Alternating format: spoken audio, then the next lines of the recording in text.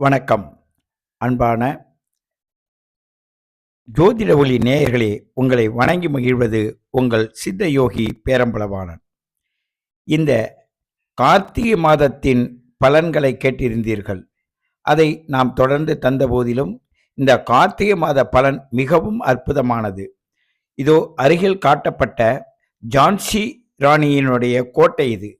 அந்த பெண்மணி இந்த பூலோகத்தில் அற்புதமான காரியத்தை கண்டு நம்மளுடைய பெண் சமுதாயத்திற்கு மாபெரும் சக்தியை வழங்கியவருக்கு ஞாபக சின்னமாக மலையின் மீது இந்த ஒளியை ஏற்றி அங்கே இருக்கின்ற ஜோதி வடிவில் அவர்களை நிறுத்தியிருக்கிறார்கள். அப்படிதான் மனிதர்கள் ஜோதி வடிவில் வந்து இந்த பூலோகத்தில் வாழ்ந்து சாதனை செய்தவர்களுக்காக இவ்வாறு நம்மளுடைய சமூகம் நம்மை நினைவுபடுத்தி கொண்டிருக்கும். அப்படி இருக்க இந்த கார்த்திகை மாதம் என்பது சூரியன் நீச்சமாக இருந்து நீச்சத்திலிருந்து உச்சத்தை நோக்கி பயணிக்கின்ற நேரம்.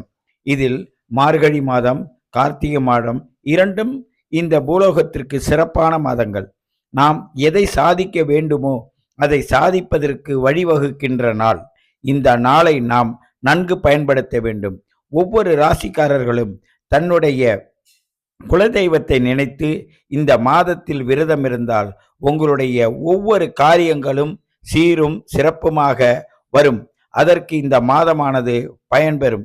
காரணம், நம்மளுடைய முன்னோர்கள் வழிவகுத்து தந்த மாதம் இது.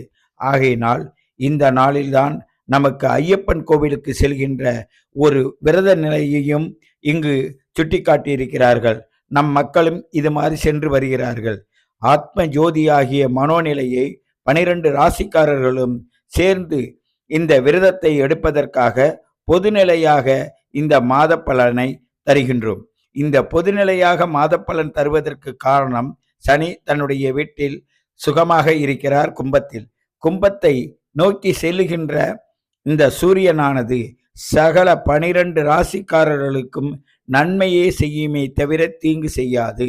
அவரவர்கள் எடுத்த கர்ம வினைக்கு ஏற்ப அவர்கள் அனுபவிப்பதை சற்று பரிகாரமாக மாற்றுவதற்கு தான் சிலர் இந்த ஐயப்பன் கோவில் தரிசனம் காணுகிறார்கள். அங்கே அபிஜித்து என்ற நட்சத்திரம் திருவோண நட்சத்திரத்தில் அங்கு அமர்கிறது.